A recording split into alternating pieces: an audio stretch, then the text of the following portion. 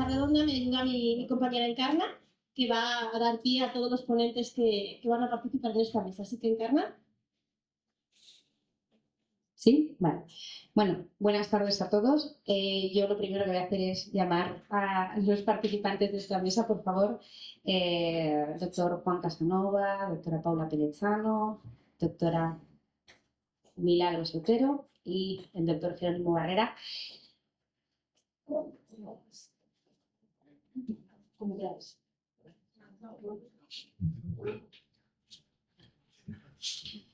Bueno, yo solo espero y quiero transmitir, ¿no?, mi enhorabuena a las personas que han intervenido esta mañana, porque la verdad que yo creo que hemos llevado a un debate súper interesante y no esperamos menos de la tarde, ¿no? Entonces, bueno,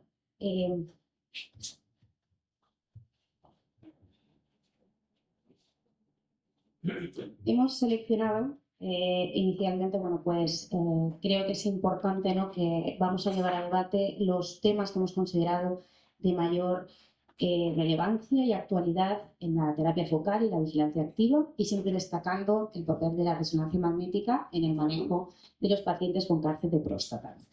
Creo que poca presentación necesitan los ponentes, pero bueno, voy formalmente a ello. Tengo aquí mi chuletilla. El doctor Casanova desarrolla su actividad profesional en la Fundación Instituto Valenciano de Oncología, el IVO, como jefe de servicio de urología. Es también coordinador de la unidad de diagnóstico precoz de cáncer de próstata y coordinador de la unidad de diagnóstico avanzado y tratamiento focal. Además, es vocal nacional del Ministerio de Sanidad en Urología. Muchas gracias, doctor Casanova, por aceptar la invitación. Hola, buenas tardes. Muchísimas gracias por invitar. Luego la doctora Milagros Otero, que es jefa del Servicio de Radiología en el Complejo Hospitalario Universitario de Vigo. Es miembro de la Sociedad Europea de Radiología Urogenital Sur, de la que fue presidenta entre los años 2020 y 2022. Y recientemente ha sido nombrada presidenta de la Sociedad Española de Radiología Médica SERAM. Un placer. Muchas gracias, Encarna, por la presentación. Yo estoy encantada de estar aquí. Muchas gracias por haberme invitado. Un placer. Y la doctora Paula Pelezano, que es radióloga de la sección de imagen urológica de la Fundación Instituto Valenciano de Oncología, especialista en resonancia magnética multiparamétrica de próstata y miembro del Comité de Tumores Urológicos. Buenas tardes, gracias. Y por último, doctor Jerónimo Barrera, es jefe de sección de radiología urológica en el Hospital Clínico San Carlos y radiólogo en el Hospital Nuestra Señora del Rosario. Muchas gracias por la invitación. Y bueno, yo transmitir que para mí es un verdadero placer y privilegio poder moderar esta mesa. Soy Encarna Sánchez, responsable de la parte de experiencia al cliente y de soporte técnico. Y bueno, sin creo gastar más tiempo, porque vamos a lo realmente interesante, paso la palabra al doctor Casanova.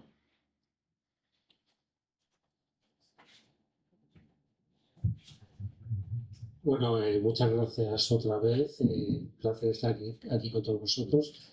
Bueno, en primer lugar, ya que hablamos de tratamiento, os he hecho un brevísimo resumen de cómo ha evolucionado lo que es el tratamiento del cáncer de próstata, ¿no? El mayor avance, evidentemente, fue en la década de los 80 con la implementación del PSA, la descripción por WAS de la prostatectomía radical en el 82. Eso supuso, que son los grandísimos avances, una reducción en grado y estadio, y diagnosticábamos antes. De ahí nació el concepto de vigilancia activa, ya que diagnosticábamos tumores más pequeños, de menor grado y más localizados.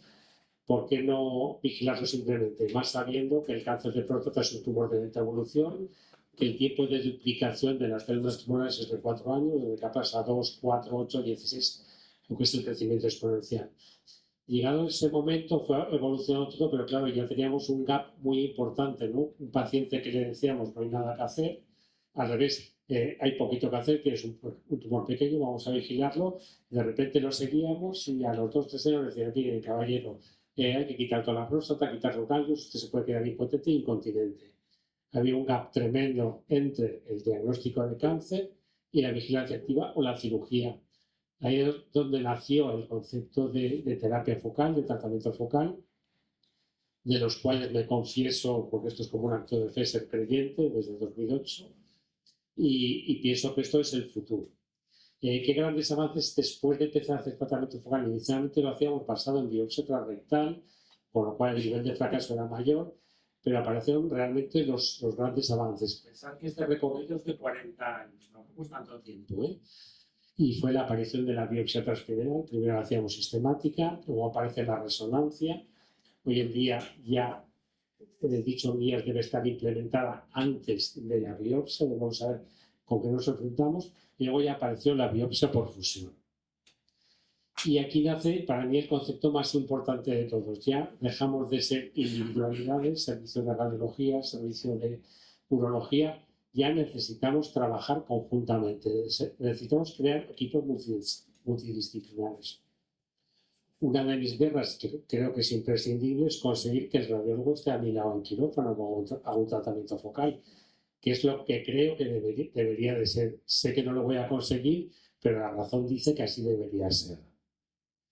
¿Qué ha cambiado fundamentalmente? Pues lo que os he comentado, la inclusión de la resonancia en el diagnóstico inicial nos da un cambio de perspectiva tremendo.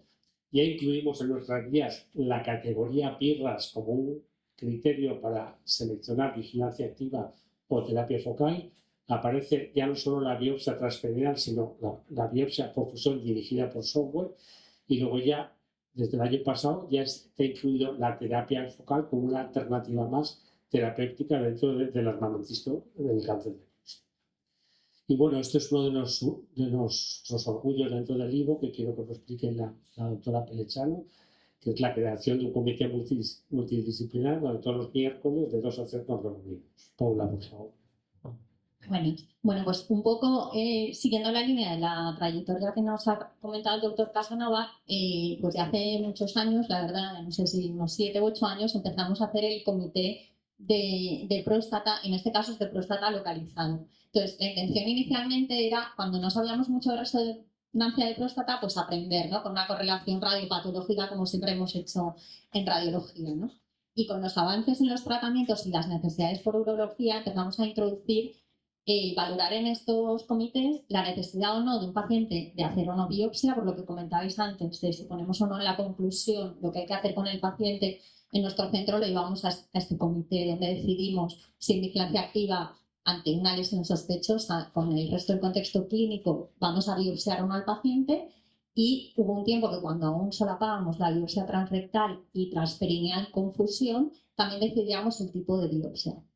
Y luego dimos un paso más, ya empezó a realizar en el hospital la terapia focal, que requería de un diagnóstico muy preciso, de manera que también valorábamos en este comité posibles candidatos.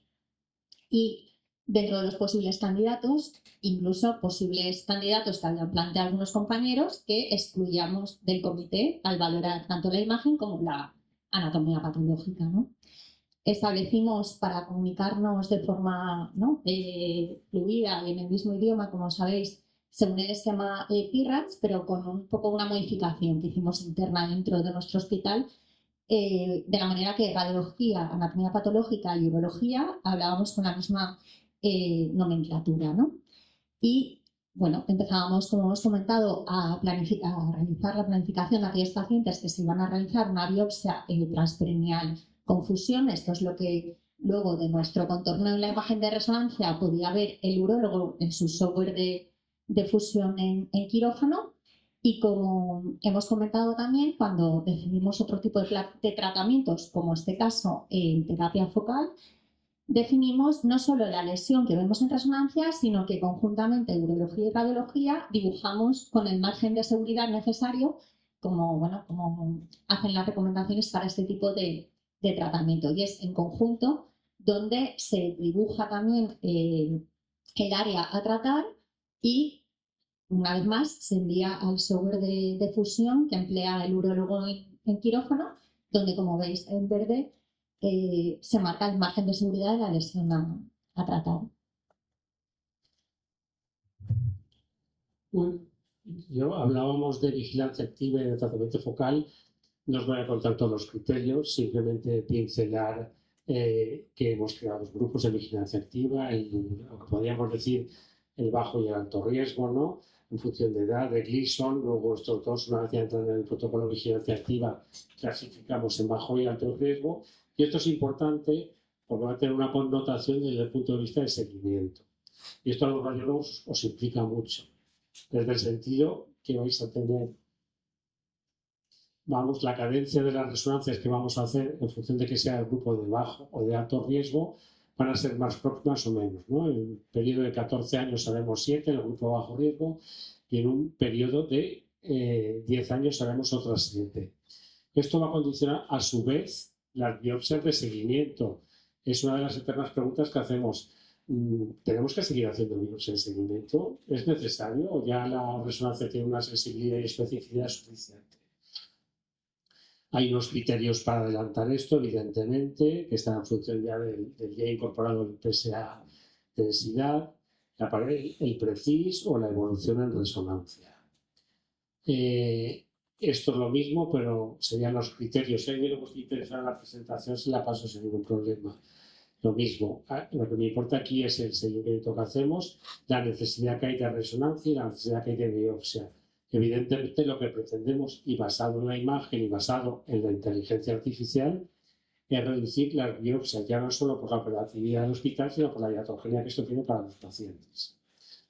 Yo cuando me plantearon esto me hice unas preguntas, ¿no? ¿Qué necesitaba yo de vosotros como urólogo? Pues bueno, lo que necesito es reducir el número de biopsias. Si yo me fío a pies juntillas de lo que me dice la resonancia, ¿por qué tengo que seguir? No tengo que seguir biopsiando el PIROS 3. Hoy por ahí dice que sí, las guías nos dicen en nuestra serie personal hablan de un 20-40% de tumor clínicamente significativo dentro del PIROS 3. Luego, la otra pregunta eterna, si la resonancia es negativo, ¿debo biopsiarla? Bueno, ahí desgraciadamente seguimos teniendo un 12% de tumores clínicamente significativos en biopsia sistemática. Me hace falta el marcaje preciso de las lesiones. Solo puedo ya biopsiar la zona sospechosa, solo puedo hacer eso. Y luego, fundamental, lo que decía, yo aspiro a tener un radiólogo a pie de pista, ligado codo con codo, que hagamos conjuntamente el tratamiento focal.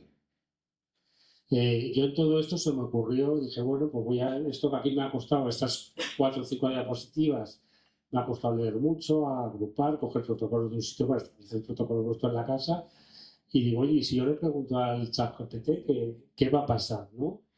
Pues resulta que el condenado, en cuestión de 30 segundos, me responde esto, le pregunto que me dé un esquema de seguimiento de tratamiento focal, esto es copiado, tal cual de ChatGPT. Si veis esto y veis lo que yo he escrito, que me ha costado parirlo varios días y muchas horas de mi vida, esto es lo que me contestó el ChatGPT en 3 minutos, no, en 10 segundos. Y dije, bueno, criterio de inclusión es más fácil, ¿no?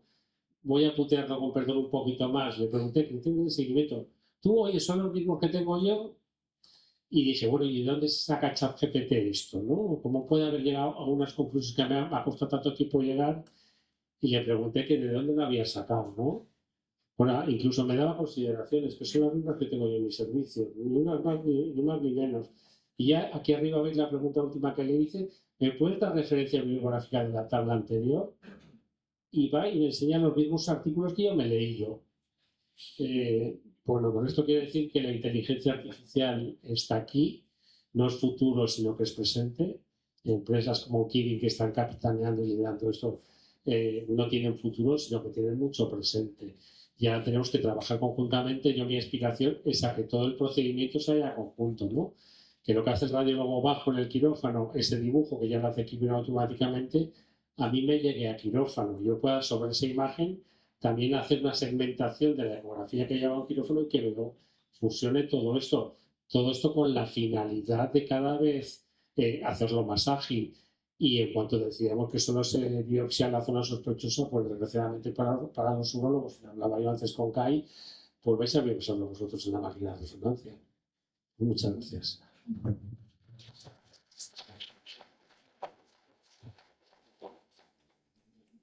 Bien, vamos a ver ahora lo de la guía PRECIS, la nueva, el PRECIS 2 que acaba de salir, pero antes de empezar yo quería preguntar ¿cuántos de vosotros utilizáis el sistema PRECIS? Bueno, bastantes, la verdad. Bien, la siguiente, por favor.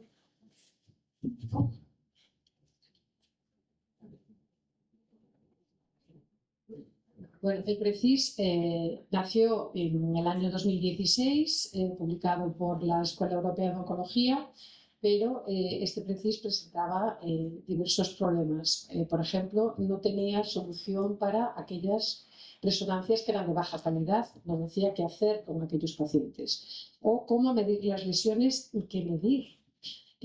Tampoco daba valores cuantitativos de tamaño para definir progresión en las RM secuenciales.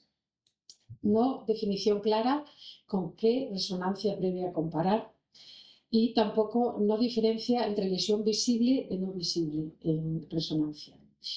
El PRECIS que acaba de salir, el de 2024, es un consenso de expertos donde participaron 20 radiólogos, 17 urólogos y un radioterapeuta de 13 países diferentes y bueno, pues mediante un sistema pues, por consenso, por acuerdo, bueno, se hicieron 193 preguntas sobre todos los ítems posibles que puede plantear una resonancia magnética y en función de si había acuerdo entre 7 y 9, incertidumbre de 4 a 6 o desacuerdo de 1 a 3. Yo solo voy a poner evidentemente los parámetros con acuerdo. Bien, este es el PRECIS 2, o sea, el 1 es resolución completa de lesiones sospechosas en una resonancia previa, el 2, reducción en tamaño o heterogeneidad en una área previa sospechosa, el 3 es el que se divide ahora en visible, pero que está estable a lo largo de las diferentes resonancias. El 3 no visible, lo mismo, pero en aquellas lesiones no focales. El 4, aumento significativo en tamaño o una lesión mucho más heterogénea con hallazgos sospechosos o la aparición de una nueva lesión. Y el 5, progresión definitiva. Y además incorporan la categoría X para aquellos en que no es posible dar un score preciso, fundamentalmente por la mala calidad de la resonancia. Bien, también define cómo comparar, es decir, la RM basal, que es aquella hecha pues, cuando se diagnostica un cáncer de próstata, y después la actual y la previa. Y recomiendan, en el caso de que haya varias resonancias secuenciales, comparar la actual con la inmediatamente anterior y con la basal. Y entre resonancia y resonancia, como mínimo, debe de haber un año. ¿Vale? Con respecto a la resonancia basal, es la asociada al diagnóstico de cáncer de próstata, visible o no visible. Y en el informe pues, hay que hablar de la probabilidad de cáncer clínicamente significativo en cada lesión, según evidentemente el PIRADS 2.1 o, bueno, el PIRADS, ellos hablan también del Likert, pero bueno, el más utilizado es el PIRADS. El estudio T radiológico, el volumen prostático en T2, el tipo de lesión index, si es focal o es un cambio difuso, tamaño de las 4 lesiones, en caso de que haya 4 lesiones, si hay más, bueno, pues recomiendan 4 lesiones más sospechosas y el estándar mínimo para el tamaño lesional son 2 dimensiones en axial T2. En el caso de que otra secuencia sea necesaria para medirlo, se dice en qué secuencia. Con respecto a la RM actual, pues hay que comparar la actual con la basal y la más reciente. También en el informe hay que poner si hay un cambio en el PIRADS, si aparece una nueva lesión y se define una nueva lesión cuando mide más de 0,2 centímetros cúbicos de volumen o 6 milímetros de diámetro o cualquier nueva lesión PIRADS 3. Cambio en las características de la lesión en cualquier secuencia, es decir, aquella lesión que de repente es más visible que en los estudios previos. O cambios, para decir que hay un cambio significativo, el intervalo mínimo para decir que es significativo tiene que ser de un año. Si hay progresión del estadio radiológico, por ejemplo, de un T2 a un T3A, el diámetro lesional en las 3, en la basal, en la previa y en la actual, y después, al final, pues se termina el informe con un score preciso. Por lo tanto, ¿cuál sería el informe de la resonancia? Sería primero, el protocolo RM, si es pi o multiparamétrica. La calidad picual se debe de poner, ¿vale? Y hay que, evidentemente, pasa por adquirir un estudio bien hecho, porque si no es un estudio bien hecho, pues es probable que no nos valga. Bien.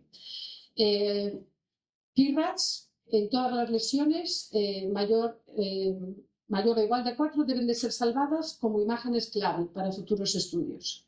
La secuencia, hay que identificar qué secuencia identifica la lesión más fácilmente. Tamaño lesional en las secuencias en las que se ve la lesión, ya puedo reportar la aparición de una nueva lesión de más de 6 milímetros de diámetro o de 0,2 centímetros cúbicos de volumen. El cambio significativo de tamaño se define como un 50% de incremento de volumen o más heterogénea o que ha cambiado de estadio. Luego también hay que poner si es, en el caso de que sea un PRECIS 3, si es visible o no visible la lesión. Y PRECIS X cuando la calidad no permita evaluar, hacer una evaluación de PRECISE, por ejemplo, cuando hay artefactos. Y el formato del informe, en la práctica clínica, tiene que estar estandarizado con diagramas, imágenes clave o contorneado de la lesión. Y se guarda imagen clave con las dos medidas en axial. Y para terminar, pues, bueno, este es el que propone el propio estudio, adaptable pues, a cualquier hospital. Si hay varias lesiones, el PRECIS más alto de la lesión que tiene el PRECIS más alto es el PRECIS final. Y bueno, y a partir de ahora pues, creo que veremos ejemplos. Bueno, entonces, cogiendo la pregunta con la que has empezado, ¿cuántos usan el PRECIS? ¿Cuántos han leído este último PRECIS? Bueno, muy bien. Veo que este es muy reciente, la verdad. Yo me había esperado a... Contestas ahora algo a los radiólogos.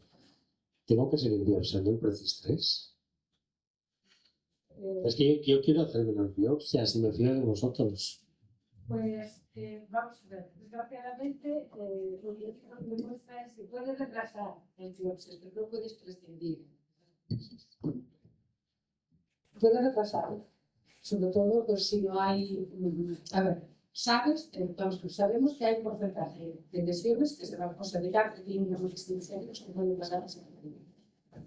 Por ejemplo, porque la resonancia tiene un alto valor predictivo negativo de 80 al 90%, por lo cual un 100% de las lesiones pueden pasar. Pues todo depende de las características que podemos perder. Yo creo que hay que valorar otros factores. Hay que ver que se ve, hay que trabajar, es decir, hay que valorar otros parámetros clínicos para decidir la biopsia. Y si es visible o no visible la lesión, si es visible, pues los dos son más agresivos. Si es no visible, pues hay diferentes. Falta la casilla de picar y biopsia. Bueno, yo también, yo creo que la información clínica en ese caso es muy importante, porque incluso el paciente lo puede entender muy bien. Si hay un PCS 3 y clínicamente no ha aumentado el PSA, incluso ha podido hasta disminuir, o sea que a vosotros clínicamente os cuadra, porque el paciente no quiere hacerse una biopsia casi seguro. Y bueno, la evidencia, sobre todo si son, como dicen milagros, si no son visibles, todavía mejor. Es decir, que si tenemos una resonancia, pues, aunque las biopsias hayan sido repetidas en esa localización positiva, pero la resonancia no las ve, son pacientes buenos, gente que está bien seleccionada. Una cosa, y un aspecto muy importante es conocer exactamente y confirmar la biopsia previa. Que sea y que se haya hecho donde tú ahora estás viendo una lesión. ¿Por qué? Yo enseñaría en algunos casos lo que me llega, vigilancia activa de una lesión que yo había puesto un PIRAX 5, que se había hecho una biopsia, quién sabe cómo, y evidentemente, atendiendo a esto, PRECISE 3, porque está igual. Pero claro, aquí no hubo PRECISE. Hay que biopsiar otra vez, porque aquí Gleason 6, esto no lo es. Lo cual, hice yo la biopsia, tengo Gleason 8. Es muy importante, bueno, pues, tú también lo acabas de decir, es decir, el manejo clínico y estar seguros de lo que estamos siguiendo está confirmado de que ese realmente pues, son 6 o 3 más.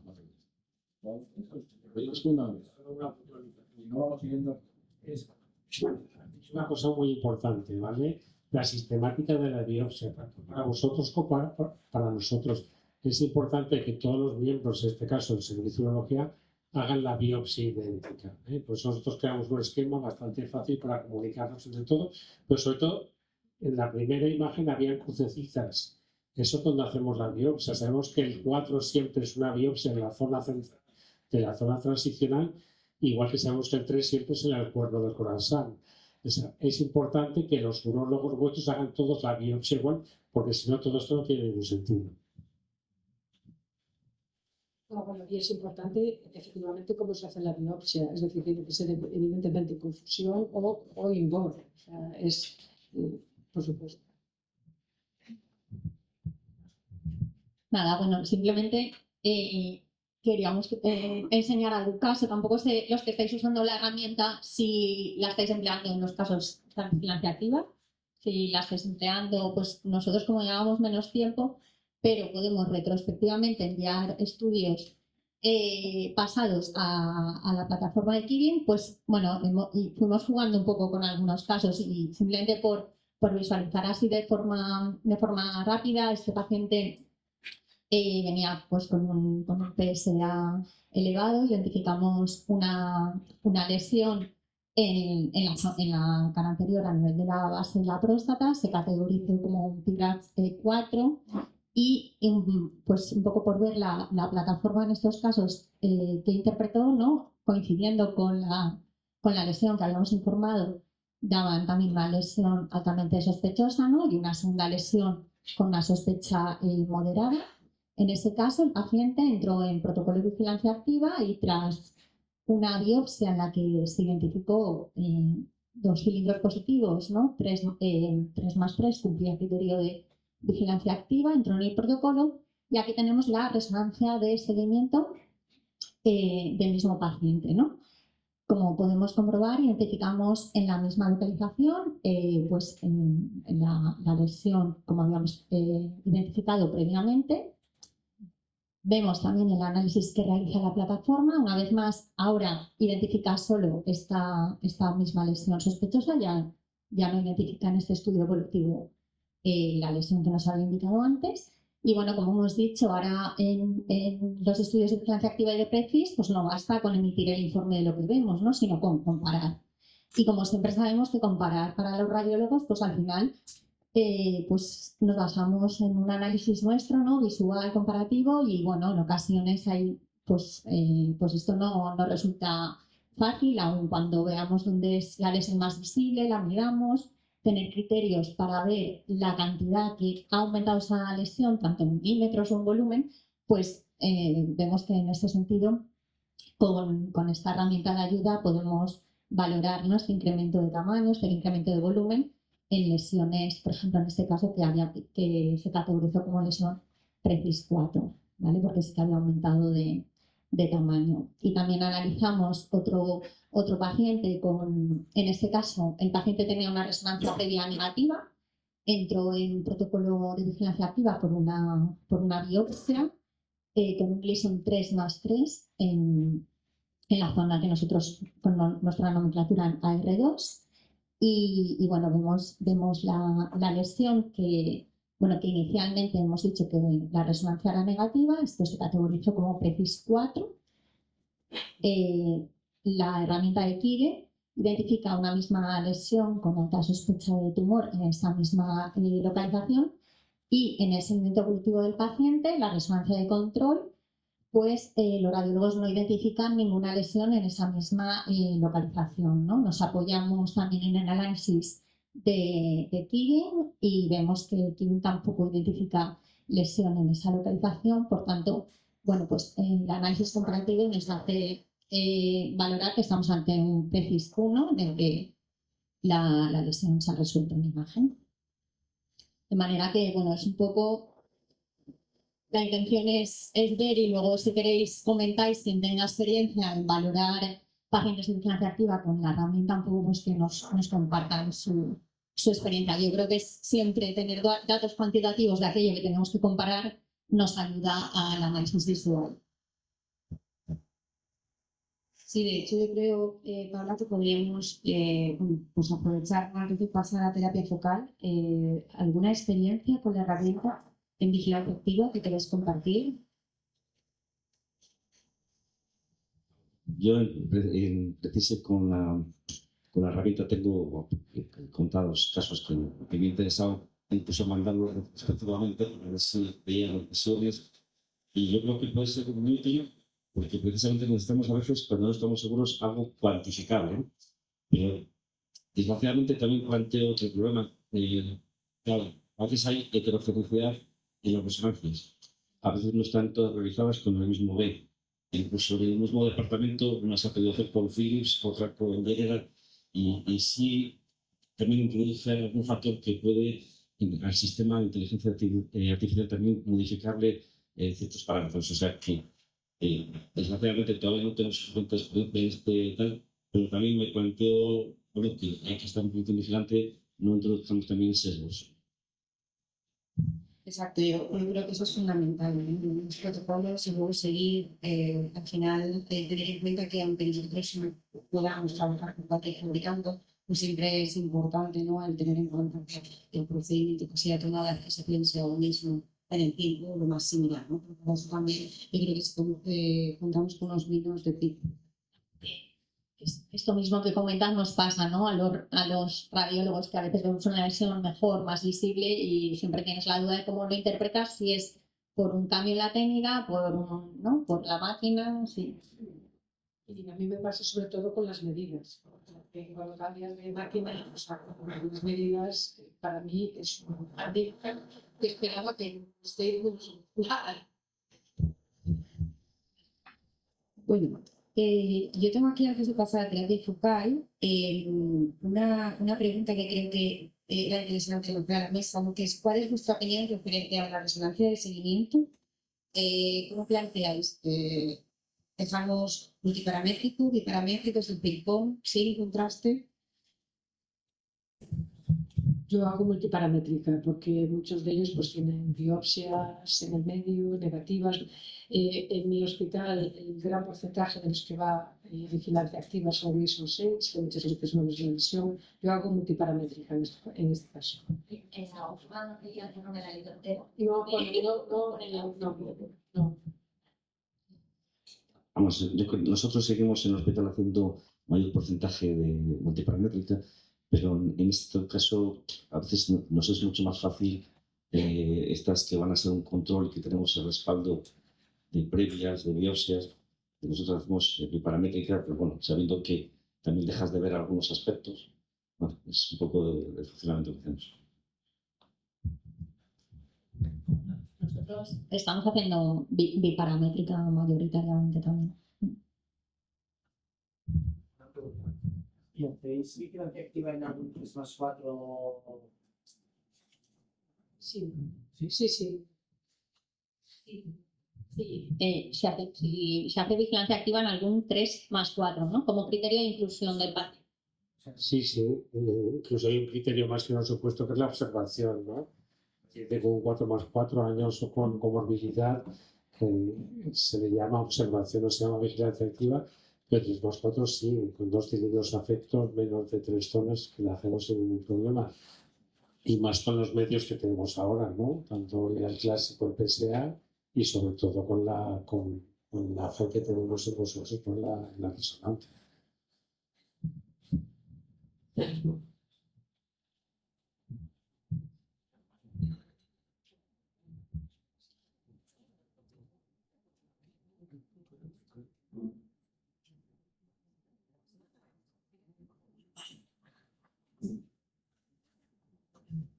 Bueno, voy a hablar de algunos aspectos de mi experiencia con terapia focal.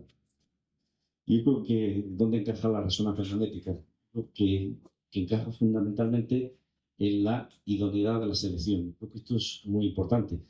Por supuesto, hay unos criterios clínicos que nos han explicado, pero bueno, yo creo que tiene muchísimo peso para elegir a un paciente que haya una resonancia magnética. Y también el concepto de visibilidad, es decir, lesiones que sean visibles en resonancia magnética son las que se van a poder mejor beneficiar de la terapia focal porque se sabe exactamente lo que se está tratando. También otro criterio para incluirlo es una estratificación muy precisa, que yo creo que eso también puede hacer la resonancia magnética, es decir, saber que no tiene afectación extraprostática y que no tiene afectación de vesículas seminales. Y otro tema importante es que la resonancia magnética, bueno, con respecto a la anatomía patológica, infraestima. Esto se tiene que tener en cuenta, de hecho lo tienen en cuenta a la hora de ver las lesiones y poner un margen de seguridad. E incluso también se utiliza la resonancia magnética para seleccionar la fuente, porque hay urólogos que tienen más experiencia con unas o con otras fuentes, pero bueno, próstatas grandes o lesiones muy anteriores, a veces, por ejemplo, el HIFU puede tener dificultades, o próstatas pequeñas, pues puede tener dificultades también la crío. O sea que, bueno, yo creo que también ayuda a elegir la fuente. Y otro aspecto muy importante es la evaluación post-tratamiento.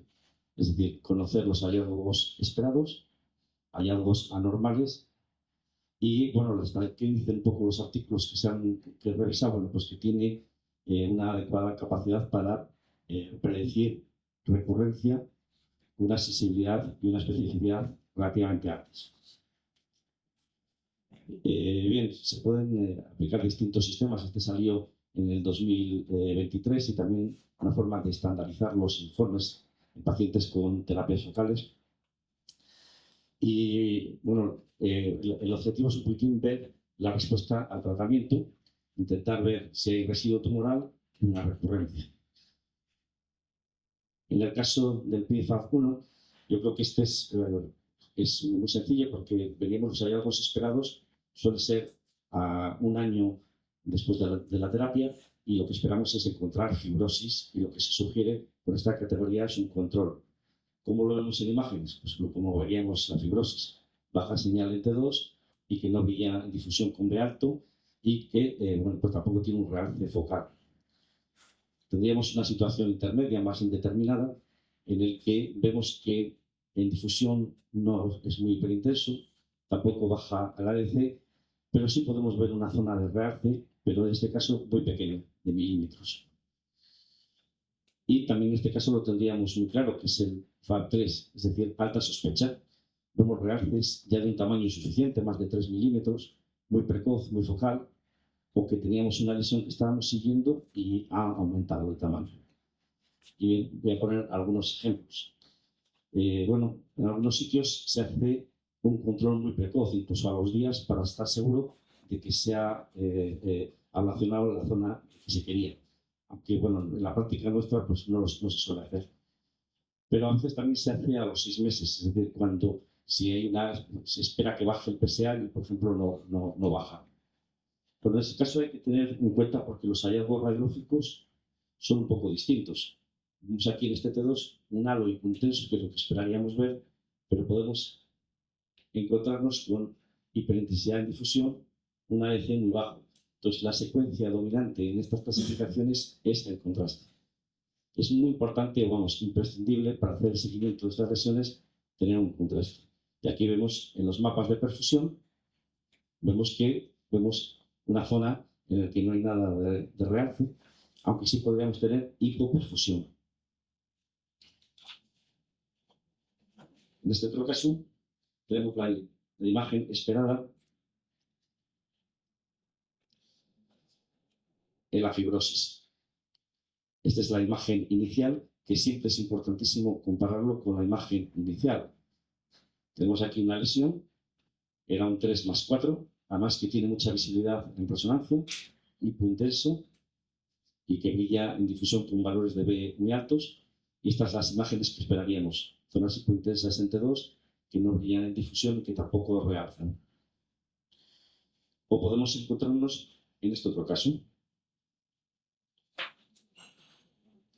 Esta es la zona ablacionada, que vemos la fibrosis, hipo en T2, y en el margen, tardó en hacerse el control más de 2 años y aparece esta lesión, que es hipointensa en T2, muy celular, hiperintensa con valores de B alto, un ADC muy bajo, 0,6, y sobre todo la secuencia dominante. Vemos un realce muy intenso, muy marcado y precoz. Esto claramente es una lesión con muy alta sospecha de recurrencia.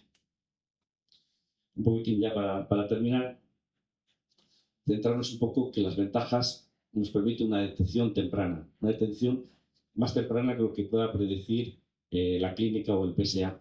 No es invasivo, por lo cual bueno, podemos evitar algunas también de las biopsias.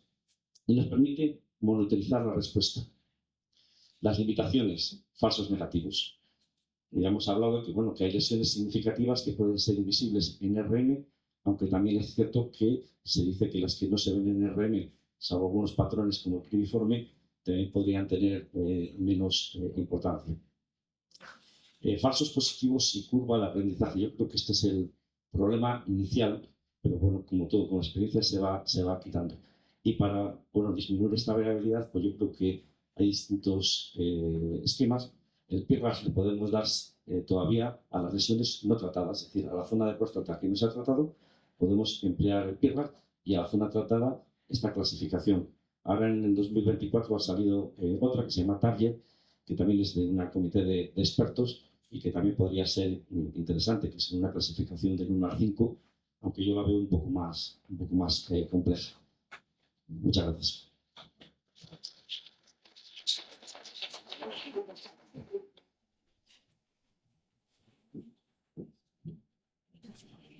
Bueno, y yo en cuanto a terapia focal creo que habíamos planteado, ¿no? Estamos hablando de la IA, de herramientas CAD, ¿no? Que al final pues ayudan a la detección de lesiones clínicamente significativas. Entonces, la pregunta que quería lanzar a la mesa en cuanto a la terapia focal es si estas herramientas CAD pueden ayudar a la selección del paciente y al seguimiento del mismo, ¿no? ¿De qué medida? ¿De qué forma? Yo creo que a la selección es muy importante porque para que el urólogo elija a los candidatos más adecuados, lo tiene que hacer con una resonancia con muy buena información. Entonces, bueno, si tenemos una herramienta como la inteligencia que nos puede afianzar más el diagnóstico, mejor. Y sobre todo para ver si hay más de una lesión. Es decir, que, bueno, a mí les interesa si hay una lesión contralateral, que a veces cuando son de menos grado probablemente no excluyen. El problema del seguimiento, yo creo que podría utilizar herramientas de inteligencia artificial para lo que está diseñada la herramienta, que es para la valoración de PIRAS, es decir, en la próstata no tratada. Y en el segmento tratado, no, habría que hacerlo con otros criterios en los que es imprescindible el contraste. Sí, porque solo aquí dentro de las, esto es importante yo creo a la hora de la herramienta, las próstatas tratadas son un criterio de exclusión, ¿vale? En caso de que, bueno, pues al final lo que comentaba un poco Ángel, ¿no? Que siempre viene con unas instrucciones de uso y ese es uno de los temas pues, que debemos de tener en cuenta para pues, no llevar a errores en interpretación, ¿no? Lo que comentabas de localizar correctamente la sesión, ¿no? La finalidad del tratamiento focal es tener los menos efectos secundarios posibles. Si tenemos bien localizada la lesión, muy delimitada, no es lo mismo utilizar 4 agujas de electroporación de crioterapia que utilizar 3. No es lo mismo estar cerca del borde, estar cerca del recto. O sea, el localizar correctamente la lesión es fundamental. Y yo espero que en un futuro también la podáis seguir vosotros. Sí, yo. Un aspecto que quería comentar en este tema es que la localización es fundamental, ¿no? Para dónde lleva la aguja, ¿no? Entonces, sí que es verdad que nosotros tenemos que saber que la herramienta de Cubiprostate está validada frente a anatomía patológica, ¿no? Entonces, lesión sospechosa clínicamente significativa, ¿no? Entonces, muchas veces nos han transmitido, algunas que otras, que nosotros, es verdad que las lesiones siempre son más concretas, pero hay que ver que es que de la lesión marcada nosotros marcamos los Gleason, o sea, la lesión clínica, la zona clínicamente significativa, ¿no? Entonces ahí sí que es verdad que localizamos con mayor precisión, ¿no? Porque si tú tienes agujas, bueno, pues al final vas al foco, ¿no? Del problema. Eso es un... Algo que sí podríamos tener ya a lo mejor es marcar ese margen de seguridad, ¿no? Una lesión que no es redondita, que no es esférica, que es de forma geográfica, pues eso, informáticamente por software o por algoritmo, yo creo que sí que se podría marcar esa zona, ese margen de seguridad para poder tratar mejor al paciente.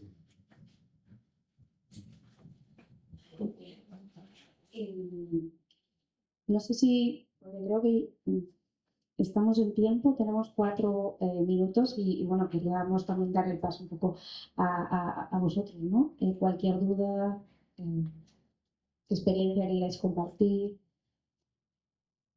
En relación a la terapia focal, de planificación y con el margen de seguridad y tal, también al hilo de cómo introducís esta mañana, ¿no? La herramienta y líneas futuras es la planificación también en otros tratamientos. Es decir, nosotros, por ejemplo, en el comité también valoramos opciones quirúrgicas y si vamos a respetar o no bandeletas, si la resección tiene que ser más o menos amplia para luego no encontrarse con la afectación del margen de seguridad. O sea, la planificación a la radioterapia también, o sea, para todos los tratamientos. Entonces, ese es un paso más de no solo detectar la lesión, ¿no?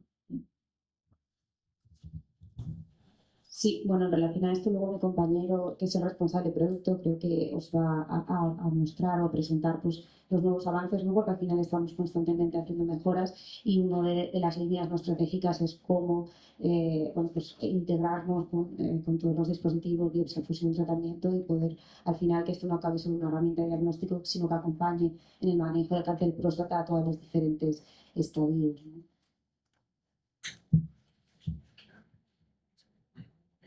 ¿Algo más? Bueno, pues yo lanzo la última. El tema es, ha comentado el doctor Casanova la importancia del comité de expertos, un trabajo multidisciplinar. ¿En qué podríamos destacar, ¿no? La incorporación de la inteligencia artificial y las herramientas CAD, ¿no? ¿Dónde aportamos realmente valor como otro colega, ¿no? Dentro del comité? Yo creo que es tan sencillo como incorporar un nuevo miembro al comité. Hasta el patólogo, radiólogo, pues en breve seremos 4. Y no primará la opinión de ninguno, o sea, una decisión conjunta y colegial. Para café también, sí, para tomar café. No, yo sí creo que eso es así, pero vamos, que todo tiene que tener su peso y yo creo que en un momento son herramientas que ahora mismo tienen que ser supervisadas, que dan muchísima información y probablemente en un futuro no tan tal, pues a lo mejor sea la herramienta, sea al revés. Es decir, que primero es la opinión de la inteligencia artificial y luego la opinión del experto. Pero ahora mismo estamos en una etapa que yo creo que tiene que ser totalmente supervisada, que aporta muchísima información.